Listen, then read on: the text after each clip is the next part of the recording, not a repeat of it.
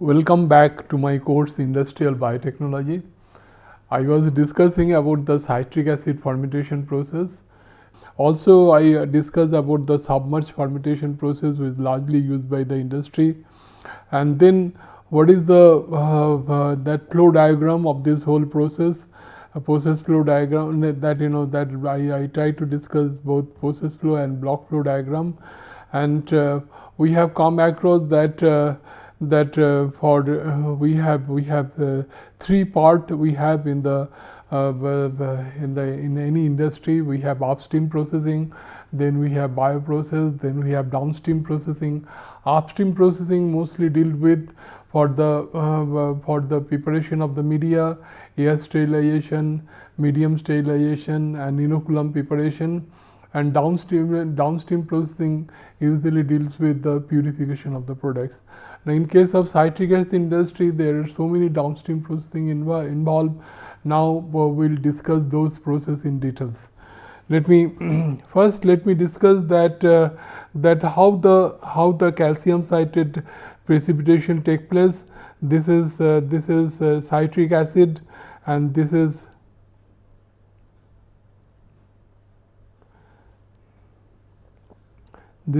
calcium hydroxide. Lime, when in combination with this, it produces the calcium citrate, and then this calcium citrate, when we hydrolyze with the H2SO4, concentrated H2SO4, it produces again citric acid and calcium sulfate, 2H2. This is called gypsum. And calcium hydroxide is usually produced from calcium carbonate. Calcium carbonate, if you heat it, it produces calcium oxide and carbon dioxide, and then gives calcium oxide. When we make a slurry in water and filter it out, then we produce the calcium hydroxide.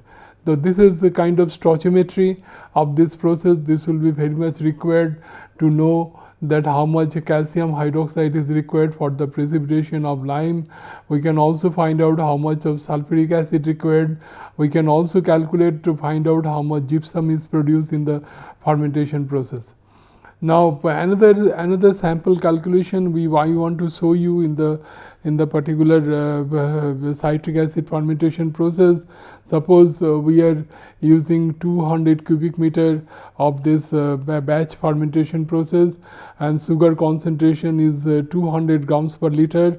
200 grams per liter. That means I showed you before that if I write the initial substrate concentration is 200 gram per liter, you can always convert it to kg per cubic meter. How we can do that?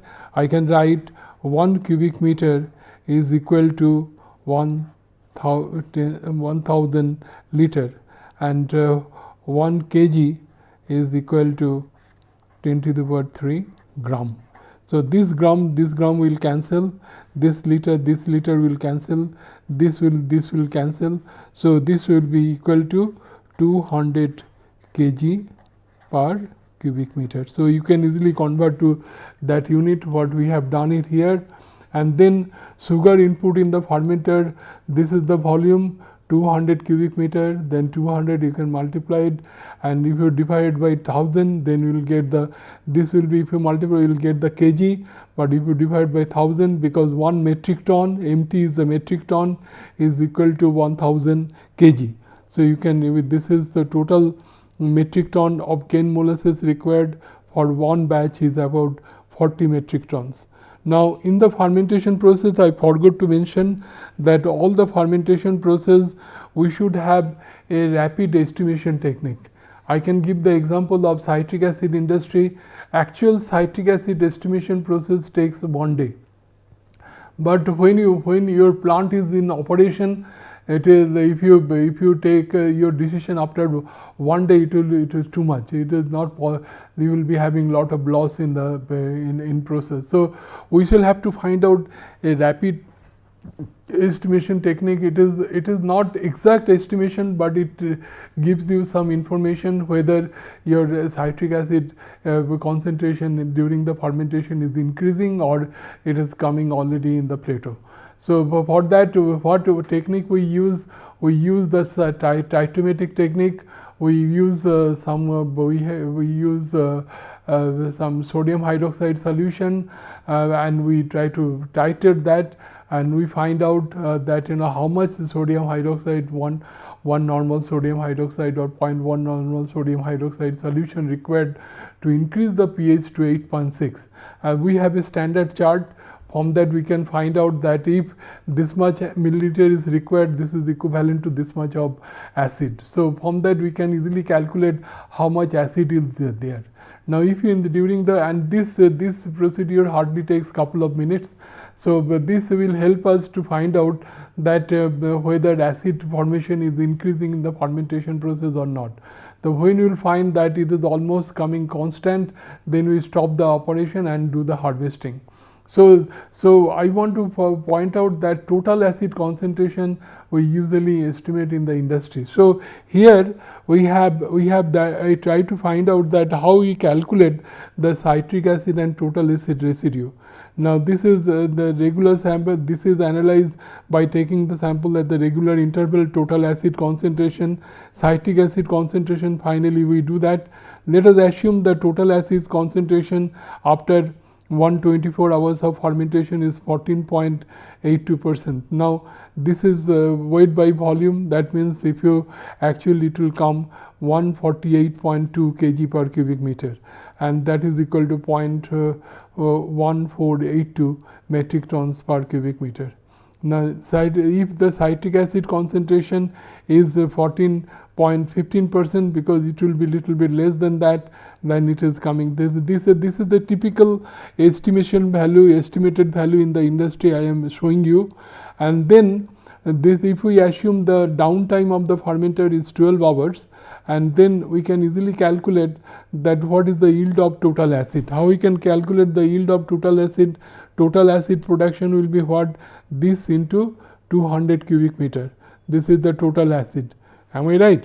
So total acid, this is multiplied by the amount of that sugar, how much input is there, 40 metric tons. So we can easily calculate, and we multiply by 100, you can find out how much this yield is there, percentage yield we can find it out. Then the yield of CAM, that citric acid monohydrate, we can also calculate similarly. We multiply, this is 70.74. So this is how we can calculate total acid yield and CAM yield in the citric acid industry. Now we can also can find out what is the ratio of Ca and Ta. This you can find out, this is 0.95. The productivity, now how we can calculate the productivity at 124 hours, that also we can calculate. We know this is the total amount of this citric acid monohydrate that is produced, and this is the time of fermentation. This is 12 hours is the idle time. If you divide by that, you will get 0.208 metric ton per hour. So this is how you can calculate the productivity of this. Here I want to point out two different things. The actual volume obtained after the emptying the fermentation, which is less than the filled volume due to evaporation. Because since we do the aeration in the fermentation process, there is every possibility, some due to the saturation of the air, some of the water present in the media, that will be evaporated out. The volume will be decreasing. The mold volume also assumed to be 2% of the fermented filled volume, because the mold fungal cells also occupied some kind of volume in the media. That also that is to be corrected. So these are the couple of things. Now let me go the details of this downstream processing, how the cell mass separation, how the calcium citrate separation, all this thing is taking place one by one. Now this is first I want to show you the rotary vacuum filter, the filtrate of the culture broth, and washing mycelia, which maybe contains about 10% weight by volume citric acid. So what is happening? We take the fermentation broth here in the trough. This is the trough, and this is the rotating disc. And now here this is the pipeline, and I told you this is the fine porcelain cloth. This is dotted one is the fine muslin cloth, and this pipe we applied vacuum here. So as soon as we vacuum here, the water will be sucked, and since we are sucking water contains cell mass. The cell mass will adhere on the surface of the muslin cloth. Then you can also clean it with the washing water, so that some citric acid which is attached to the cell mass, that also that also we can recover. Then when it come it here, it will be perfectly dry, because since we are applying vacuum, it will almost dry, not completely dry, that almost it will be a lot of moisture will be taken out. Then a knife will touch the muslin cloth here, and this will separate the solid. Now here we have a screw conveyor which can take the material from here to the wagon, because in the below this unit there might be the railway wagon where we can put this cell mass there, and this cell mass is used for the production of raw quality paper. So this is this can be used for the raw quality paper formation. Now then another step is the calcium citrate precipitation. I mentioned that calcium hydroxide is added until the pH is 6.8, and calcium hydroxide neutralizes the broth and forms the insoluble precipitate of calcium citrate. That is, the calcium citrate contains about the 74% of citric acid. The calcium citrate then was heated and filtered. Now how it taking place is like this. This is called Panavis filter. Now let me explain it. This is thick cotton pad. This is the white one is the thick cotton pad, and inside you can see this one. This is stainless steel. This is made of stainless steel, and there we applied the vacuum. Here we have applied the vacuum. When your Panavis here we put the slurry containing calcium citrate. And when you put it here, then what will happen? Here we apply the vacuum. Since we are applying the vacuum, it suck the water, suck the liquid here, and this is the filter, and this is the industrial effluent, and then this is the solid material. You can this is solid material. This is the calcium citrate. This automatically they fall it down in a then with the help of screw conveyor we can take the material one point to others, because screw conveyor looks like this. This is the shaft, and screw is like this. This is on the surface like this. So this is inside this vessel. So here if it may put it here, and if we put it here, so it is connected with the motor like this. We have motor here. So and here we have also bearing. This is all bearing that we have. So we can have the bearing. So the material will fall here and take the material out. This is used as a to transfer the material from one place to other. So it is called screw conveyor. Screw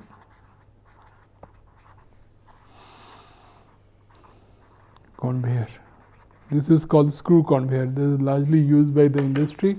Then I told you this is treated with sulfuric acid, and this is a kind of start tank reactor, and calcium citrate react with sulfuric acid, form calcium sulfate and citric acid, and this citrate was separated with the help of gypsum filter. Now let me show you the little bit of gypsum filter, how it looks. Gypsum filter is like this.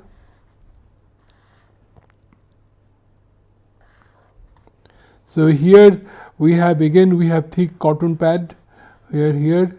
So here we applied vacuum. So if we put the slurry here, then what will happen? That calcium sulfate will be here. This is the calcium sulfate, 2H2O. Now there is a handle here. We can handle here. This is mold with some kind of bearing here. This is also kind of bearing here. So you can tilt this. So you can tilt this, and below you might be having the wagon here.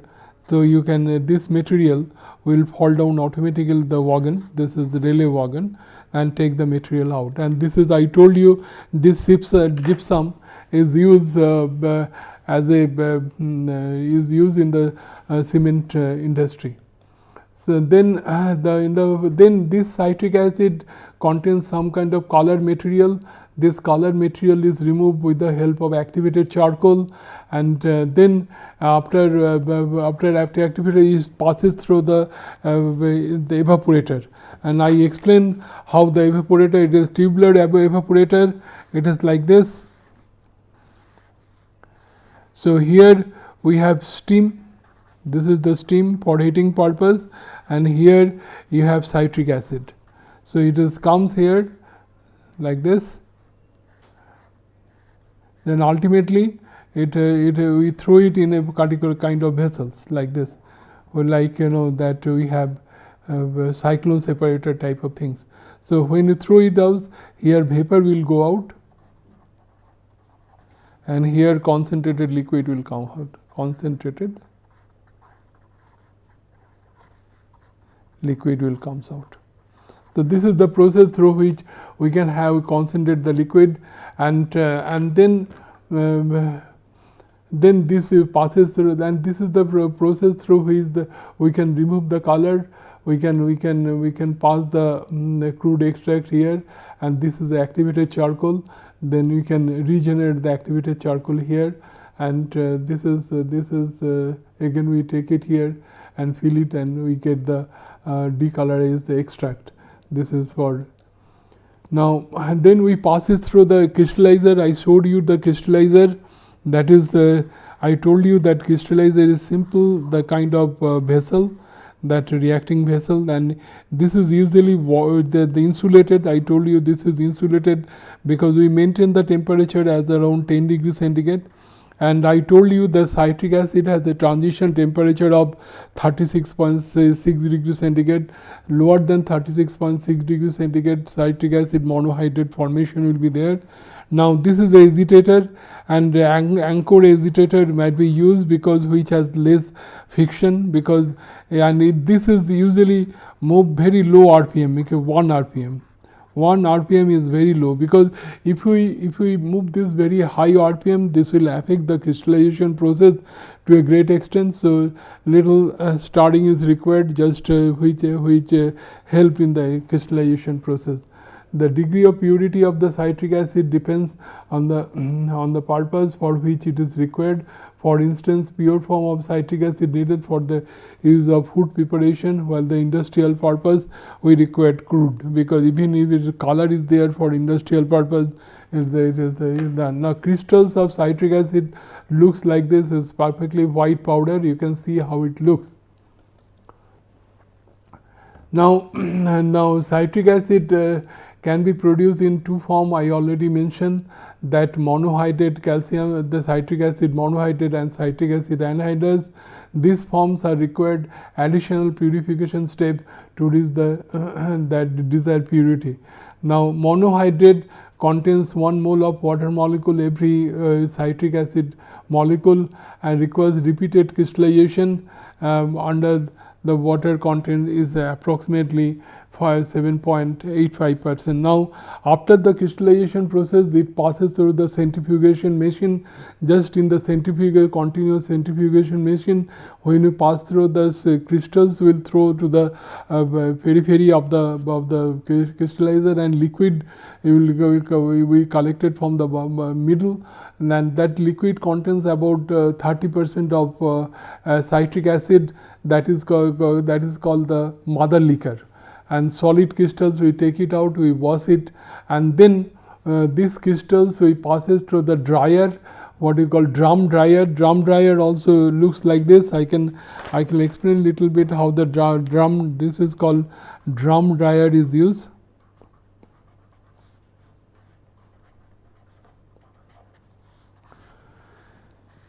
This dryer is like this. So we have some kind of arrestor like this. Suppose we put the crystals, citric acid crystals here, and here we pass the dry air. and this is rotated at the very low RPM. This is rotated at the very low RPM. That is this is the gear that we have. Then this is geared. This is connected with some. This is might be motor with connected with motor. This is it is connected here, and this is the supporting material. This is kind of supporting material we have. So it is rotated very low RPM. Suppose it is rotating like this, and when you pass the crystals, the air will go out. Air is out. Air out. So when it rotates like this, and material roll in the drum like this, and air comes like this, and in this way the air that crystal will be totally dry. Then it put it to the sieving machine. I showed you it before also. In the sieving machine we have different sieving plates. We have, I told you, maybe the 10 mesh size, they made 20 mesh size, 30 mesh size, 40 mesh size, 50 mesh size. So we can collect the different size of crystal, 10 to 20, 20 to 30, 30 to 40, 40 to 50, and one mesh is equal to approximately equal to 1 by that one mesh is the 1 inch. That is the 1 inch. That means 10 mesh equals to 1 by 10 inch. This is the inch. So this is the port size, because the port size of the mesh. This is the port size. This port size is 1 by approximately, not exactly, approximately equal to 1 by 10 inch. So now question comes how we produce the anhydrous citric acid. The anhydrous citric acid also very interesting. That we take in a this is the vessel, in the reactor vessel. Then we have a starter here, and this is the motor, and we put it. This is the mother liquor.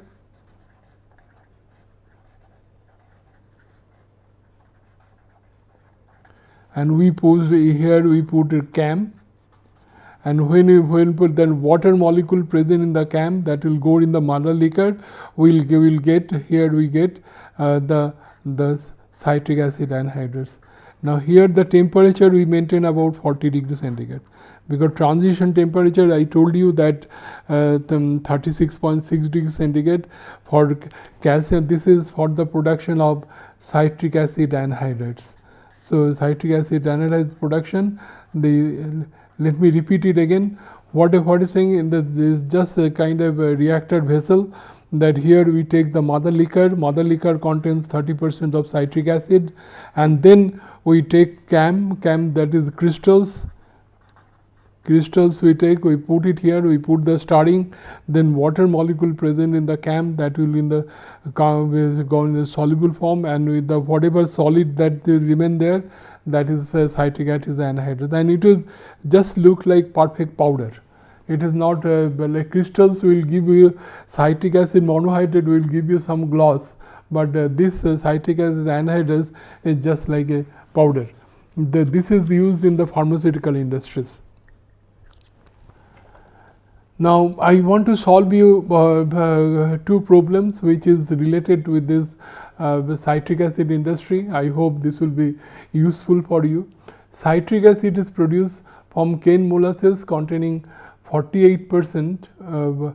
May you consider the weight by weight this maybe sucrose, or volume, whatever you consider, because nothing is mentioned, by Aspergillus niger using submerged fermentation process. The capacity of the fermenter is 100 cubic meter. Average time of fermentation and citric acid yield is 148 hours and for 80% respectively. Compute the following. Amount of cane molasses required for the fermentation process, assuming initial sugar concentration 225 gram per liter, productivity of the fermenter assuming the idle time of 12 hours, and percentage utilization of sugar. This is to be calculated. Let us see, it is very simple. The capacity of the fermenter is 100 cubic meter, then concentration of the concentration of sugar in the cane molasses is 48%, and then This is the average time of fermentation is 148 hours. This is given. Now ideal time is 12 hours and citric acid yield is 80%. So initial sugar concentration is 225 gram per liter. This is equal to 255 to 225 kg per cubic meter. I showed you the calculation before, and then you can find out how much metric ton of cane molasses, because you see that how much this is the amount of sugar required, you multiplied by the volume, and this contains about 40% of this sugar. So it will be it will divided by 0.48, and then it will multiply by 100. Then this is coming around this 47 metric ton per 100 cubic meter. Total amount of molasses required then equal about 47 metric tons. Yields, how you can calculate? This is the total amount of sugar, that is the concentration, initial concentration. Then this is the volume of the fermenter. If you multiply it, this is this much kg of sugar. How much is the yield? Is 80%, 0.8. So 80 divided by 100. So it is coming about 1000 kg. Now productivity, how you can calculate? This is divided by total time of fermentation, is coming about 62.5 kg per hour. So this is how we can calculate the productivity. Now most important thing is that how you can calculate the percentage utilization of sugar. This is the stoichiometry we have. This is the sugar with molecular weight is 342, and this produces 2 moles of glucose, and then it produced 2 moles of this citric acid, and we consider the anhydrous. Then if it is anhydrous, then this gram and this much of citric acid is produced from the 342 kg of sugar. So we have already calculated before that how much is the sugar is produced, about the total is 1000 the kg. So here we calculated in different way, that we calculated that 0.8%, the 80%, that is recovery of this citric acid. The 225 is the sugar. If you multiply by 0.5, then we get this much of sugar is converted to citric acid. Then from this stoichiometry we can find out how much actual sugar is required for getting this much of citric acid. The initial concentration or initial amount of sugar is like this, and the amount of sugar that is required for producing this much of citric acid is this much. If you take the ratio, it is 70.3%. So that is the percentage conversion. Because why I want to show you that this is not equivalent to the actually the yield that we have. Yield is 80%, but actual sugar utilization, when you calculate, we find it is 70.3%. Now another problem also I have solved here, that is 100 cubic meter citric acid fermentation broth has been harvested in the harvesting tank. Broth contains 11% weight by volume cell mass, 12% weight by volume of citric acid. Compute the followings: total amount of mycelium produced, lime required for calcium citrate precipitation, maximum amount of gypsum produced, amount of water to be removed to increase the citric acid concentration 22% to 60%. It is very simple, that volume is 100 cubic meter, citric cell mass concentration 11, that means it is coming about 110 kg per cubic meter, citric acid 120 kg per cubic meter. So you can easily calculate how much cell mass is produced. It is produced around 11 metric ton, is quite high. And then we have the stoichiometry, this much of citric acid monohydrate required this much of calcium hydroxide to produce how much of calcium citrate.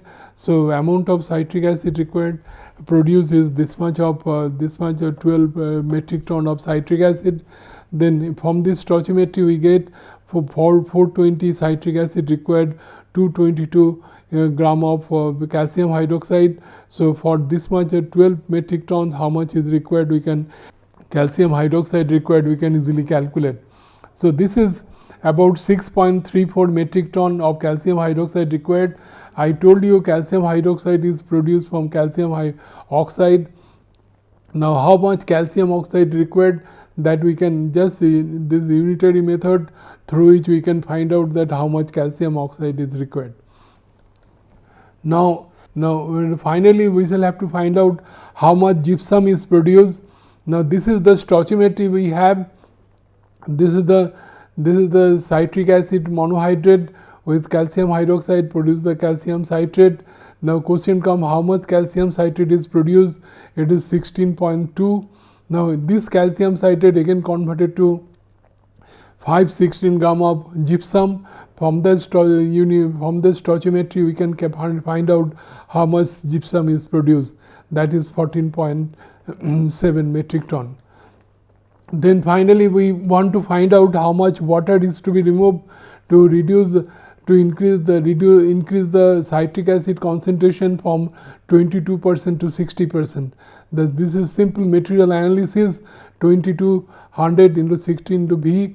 We find out how much after when you make it 60%, how much volume will be remaining. This much volume will 36.66 milliliter volume will remaining. So how much water is to be removed, means 10 minus 36.66, that means 63.36 milliliter. So 60, that means if you have fermentation, if a fermenter has this much 100 cubic meter that fermenter harvesting tank, then this much water is to be removed for increasing the citric acid concentration from 22% to 60%.